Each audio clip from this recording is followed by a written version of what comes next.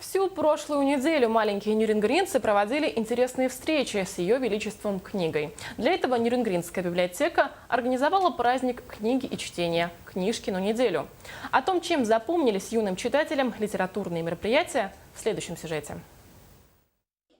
Неделя детской книги – это всероссийское мероприятие с большой историей. Оно проводится в нашей стране уже почти 70 лет.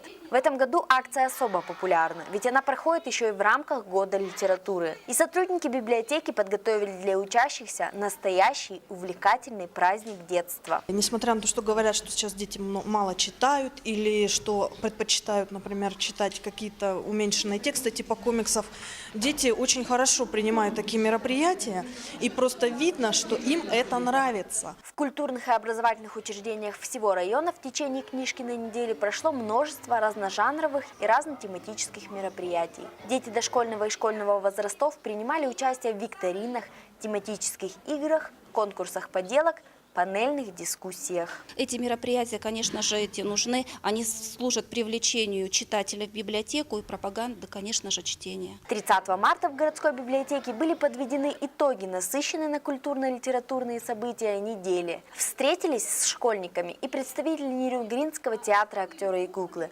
познакомив ребят с удивительным миром театра. Также библиотекой были показаны театральные представления главных героев детских писателей. Прошли награждения самых читающих детей.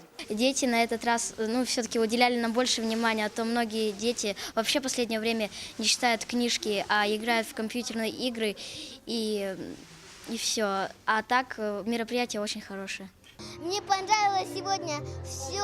Я хотела, чтобы чаще проходили такие праздники или мероприятия там. Книжкина неделя подарила юным читателям множество праздничных мероприятий, которые надолго останутся в их памяти. Такие акции позволяют сохранять культуру, знакомить детей с русской историей и авторами. В итоге дети получают большой заряд бодрости и позитивного настроя на дружбу с книгой.